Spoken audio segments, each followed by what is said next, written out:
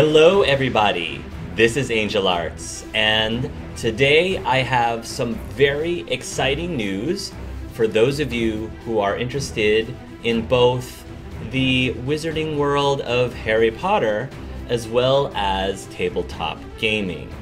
Now, for those of you who may not be fully aware, in addition to video game Let's Plays, another big passion of mine on my YouTube channel is running tabletop campaigns like Dungeons and Dragons, Pathfinder, and things of that nature. And over the course of the last 5 years, I have been running and posting some annual campaigns, and the most recent campaign being the Mass Effect Season 2 campaign, also known as Mass Effect Revolution.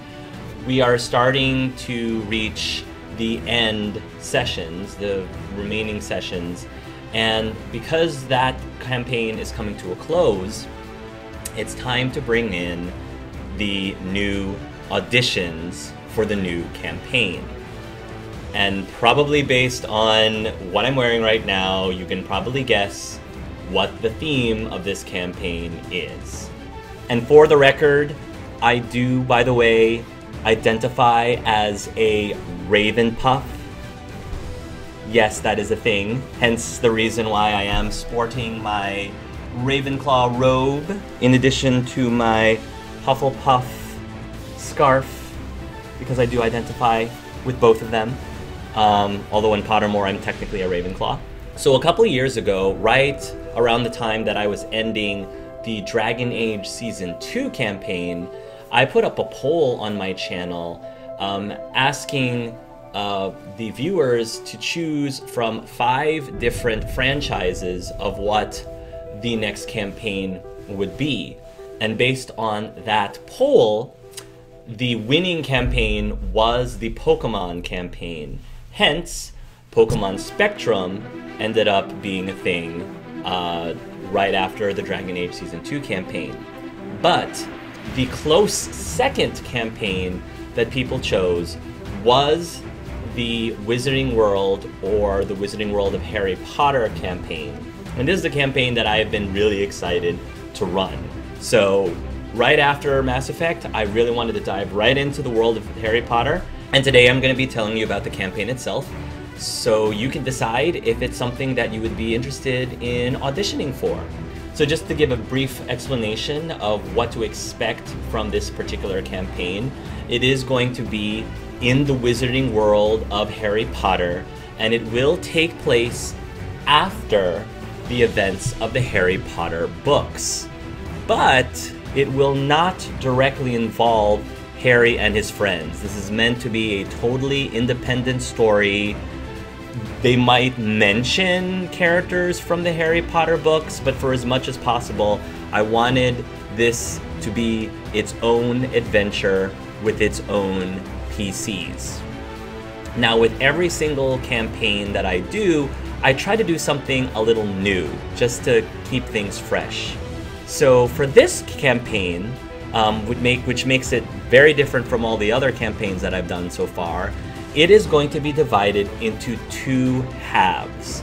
The first half is going to take place while the characters are still in school, and the second half will take place years later once the characters have gotten older to become adults.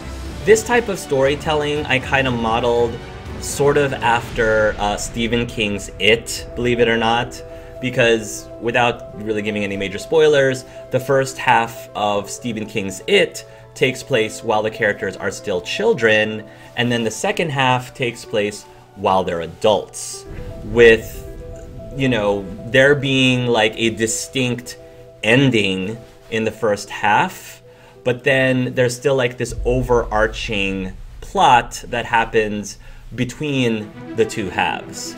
And so part of the goal was to be able to tell a story in the first half that's reminiscent of the Harry Potter books, but then tell another story in the second half that is more reminiscent of the most recent Harry Potter movies, Fantastic Beasts and Where to Find Them.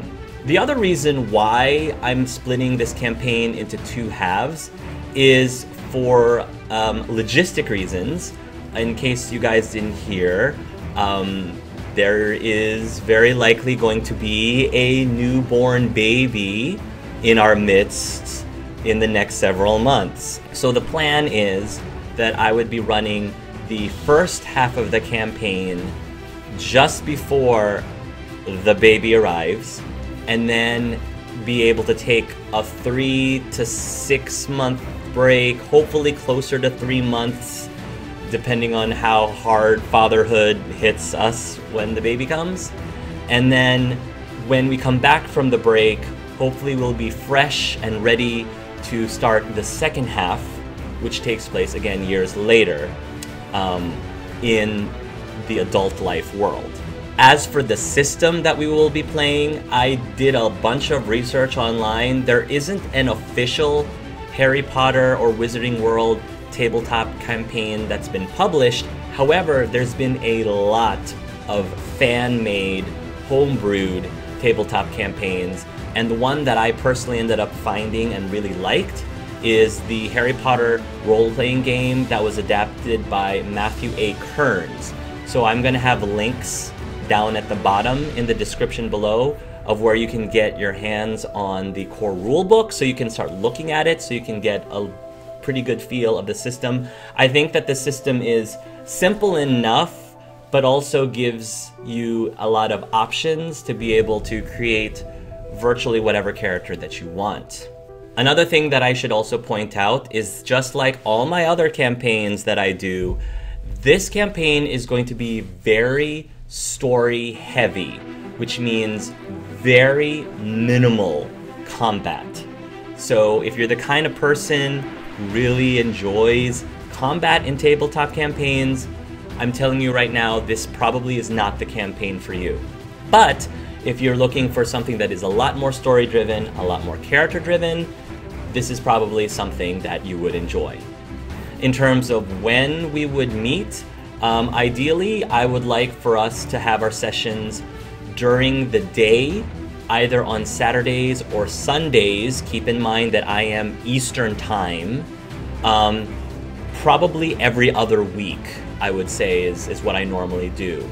So keep that in mind when you're thinking about scheduling. Obviously, you know, a lot of this is going to be dependent on people's time zones, but ideally I would love to be able to play during the day, Saturdays and Sundays. So if all of that seems like it's right up your alley, here are the guidelines for auditioning. Number 1, you must be at least 18 years of age or older, please. You also have to be ready to commit to up to a year and a half for the campaign, which does include, again, that break in between. Normally, I ask people to commit to a year for my campaigns, but again, due to the uniqueness of this campaign being 2 halves with a break in between, please be prepared to commit to up to a year and a half for this campaign.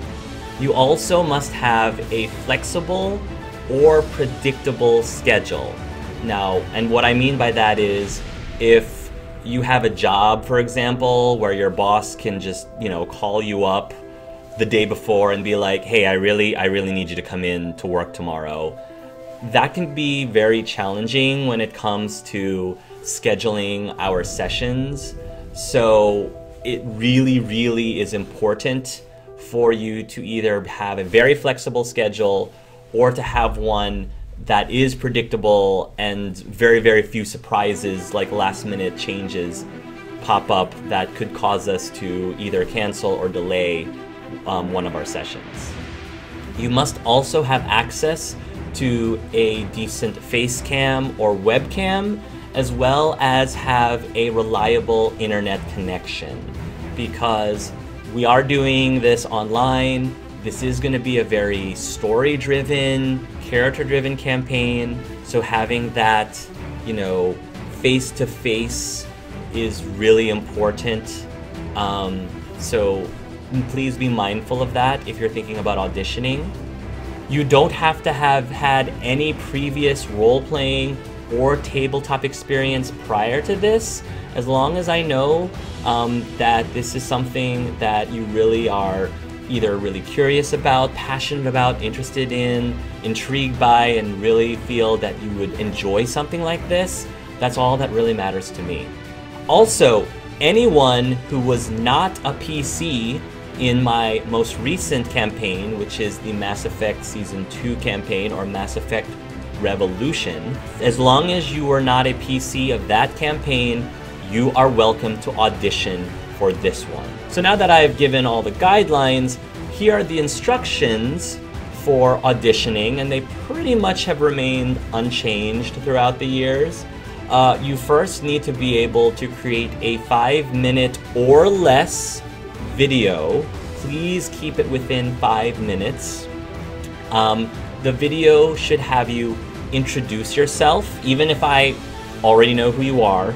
The viewers might not know who you are, so I do want you to briefly introduce yourself as if new viewers were watching you for the very first time, just so we get a feel for who you are as a person, as a player.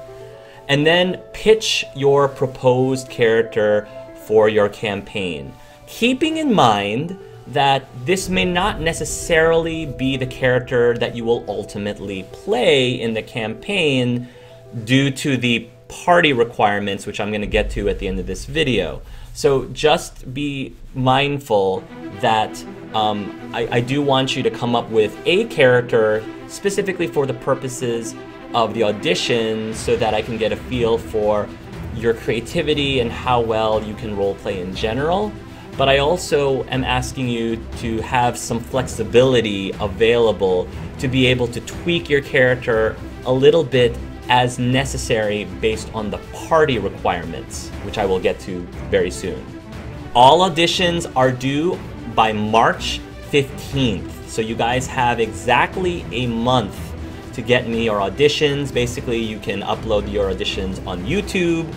And since I don't think direct messages or private messages are a thing for YouTube anymore for some reason, let's say if you have an audition made, go ahead and post in the comments below that you have an audition on your channel. Make sure that it is public so that I can get access to it, so I can, click on your YouTube channel and then I can see your audition video. And we'll continue on with the audition process from there. So what are these party guidelines that I was talking about before? So the big difference between this campaign and previous campaigns is I am going to have some strict rules on the final party makeup. And the biggest strict rule that I'm going to have once, all of the players have been chosen and we're getting ready for the campaign proper, is that all of the PCs must be from different wizarding schools, and none of the PCs can be from Hogwarts, because we all know about Hogwarts. We've had tons and tons and tons of stories about Hogwarts.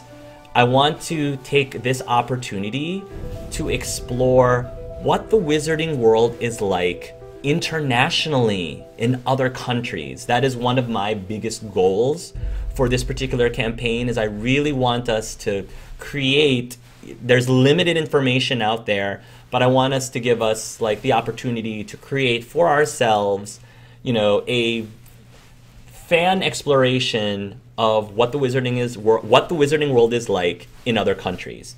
There are descriptions of many of the international schools in Pottermore, and the wiki page. There's a wiki page that I'm going to put down in the link below that is chock full of the known information that we have from all of the different other wizarding schools other than just Hogwarts. So for example, one of the other wizarding schools in the wizarding world is the Mahoutokoro School of Magic in Japan.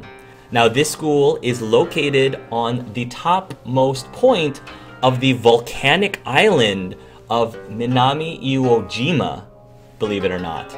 The uniform at the school is really interesting because when students start off at the school, they are given robes that grow as they grow and change color as the wearer gains experience, with pink as the beginning color.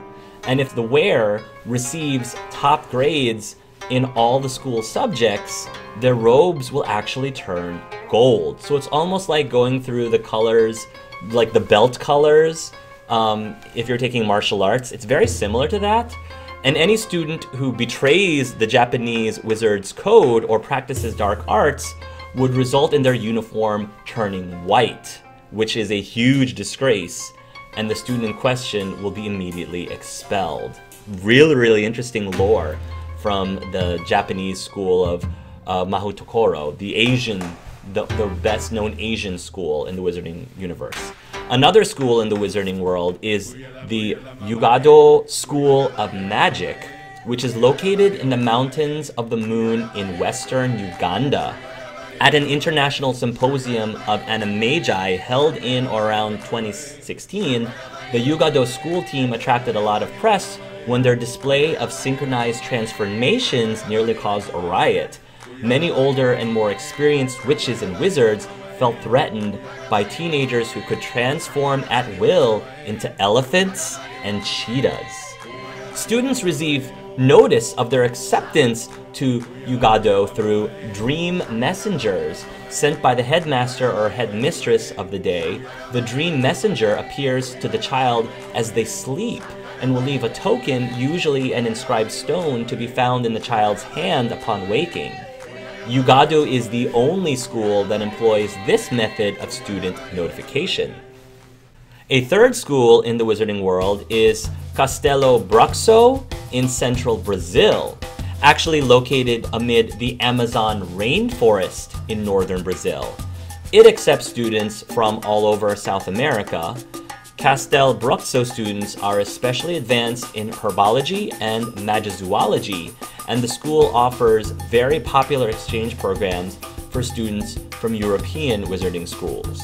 Students at Castelo Bruxo wear bright green robes, which kind of makes sense, considering they're in the rainforest. Then you have Koldovstorets, which is in Russia.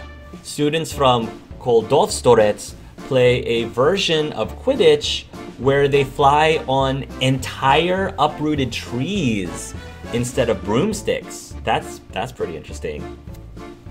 Then there's the Beauxbatons Academy of Magic, which is in France, which is a school that we learned about in the Goblet of Fire, located in the Pyrenees Mountains of southern France. The Palace of Beauxbatons is a beautiful chateau surrounded by majestic gardens and fountains magically created out of the surrounding mountains, and has stood for over 700 years.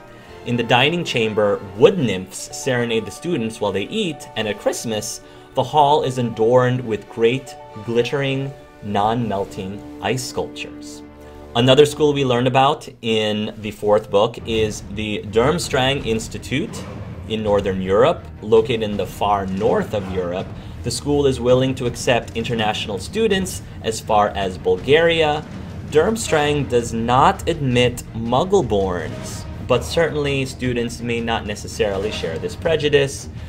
Durmstrang is notorious for its acceptance of dark arts and was known to have educated and later expelled Gellert Grindelwald. It would be really interesting if somebody decided to play a Durmstrang Institute student who actually was Muggle-born and somehow was able to sneak their way into that school. I don't know, just some thoughts, random ideas out there. And last but not least, the last major known school is the Ivalmorny School in the United States of America, located on Mount Greylock in modern-day Massachusetts. Ivalmorny is mentioned a number of times during the more recent Fantastic Beasts movies, and there are tons and tons of information and lore behind the school in Pottermore, as well as, again, the wiki page that is in the description below. So as you can see, there are tons of schools that you can choose from. Feel free to create a character for Audition from any of those schools, and know that once all the players are chosen, we're gonna start finalizing characters and looking at whether or not there are people that might need to tweak their character a little bit to make sure that every single character in the campaign is from a different school.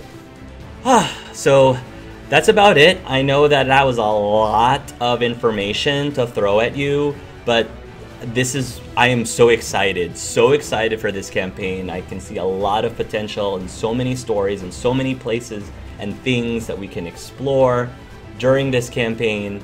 And I hope that you guys are excited too. So if you have any additional questions about the auditions or the audition process, please feel free to post them down in the comments below, and I will try to answer them as quickly as possible.